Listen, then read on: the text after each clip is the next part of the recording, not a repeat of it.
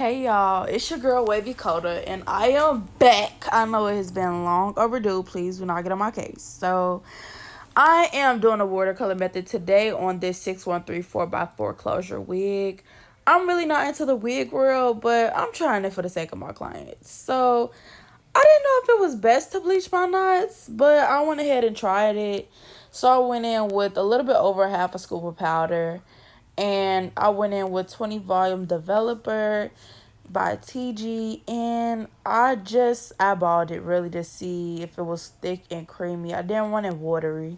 They say if it's watery, it's gonna leak through the lace. So I went ahead and made sure it was thick enough. Now they say have a light touch when you're putting this on. I'm heavy handed, so I really had to take my time with this part. And once I put it on there, I just made sure it was spread all the way through evenly.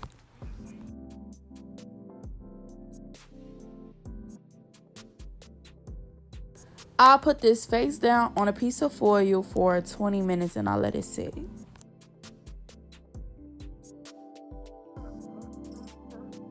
Once that 20 minutes was up, I went ahead and rinsed that bleach out. So before I went ahead and colored it, I decided to tone it with some purple shimmer light shampoo.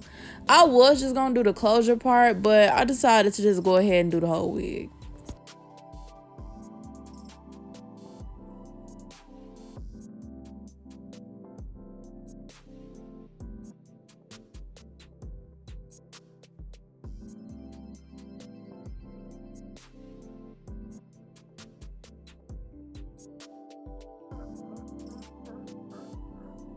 So I heard using Got to Be spray will protect your knots from being stained, but at this moment I knew I had messed up because we was out of Got to Be spray. So I went in with the second best thing, and that was the gel. I was real nervous because I'm like, oh, I hope this don't mess up my lace. But I went in and spreaded that out evenly all over the closure. And I went in, I didn't have no Got to Be, but I went in with some camera holding spray and blow dried that until it was hard.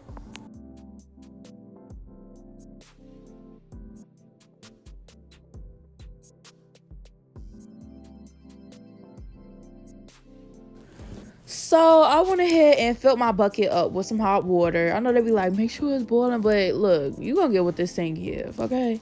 So I went in with Burgundy Bliss from Adore as my first color. Now I mixed about 3 or 4 different ones. So I really just wanted that, not red, but not purple, but like a pretty blend of both. You will see at the end, because it came out bomb. So this is the second one I used, Crimson. That was more of like that reddish color. And I'll be like, I'm getting my money's worth, girl. If I gotta dip this back and forth all day, we're gonna be sitting right here. The third color that I went in with was Rich Amber. I had seen the girl use these colors and her wig was fast. So I'm like, okay, Adore, come through.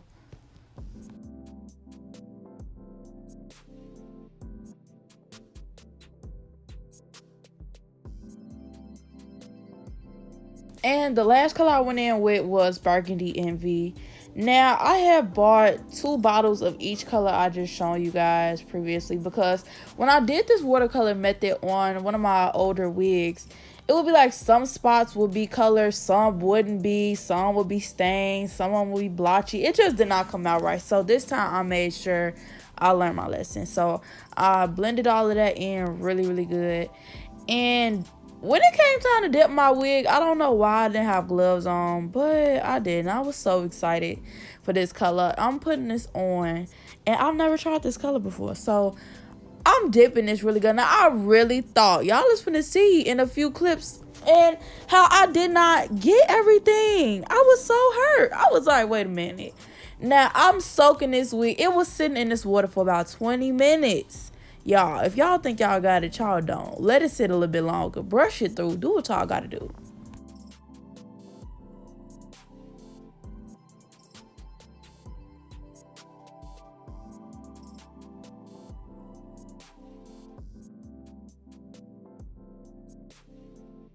So I went ahead and rinsed that out with some cool water.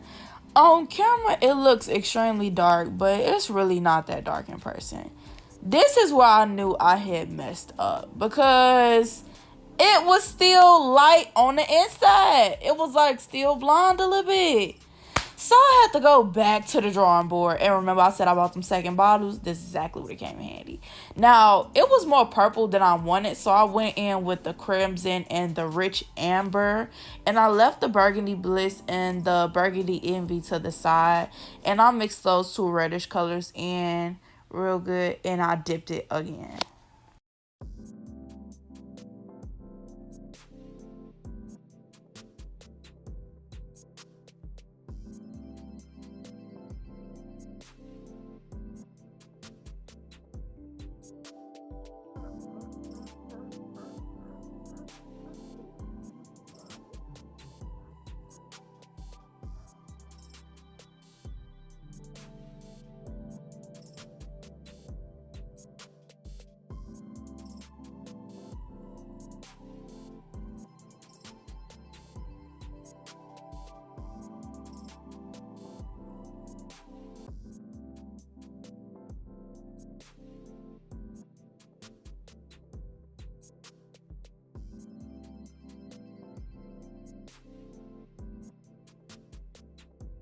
So after I put shampoo on it and rinsed that out, I did add conditioner. For some reason, it wasn't recording. But right here, I'm just letting this air dry. Once it fully air dried and I flat ironed it, this was the final result. I honestly did not think it was going to come out this good, but this is exactly what I wanted. It's not too purple. It's not too red. So I'm honestly in love with the color. So thank y'all for watching. Tune in next time.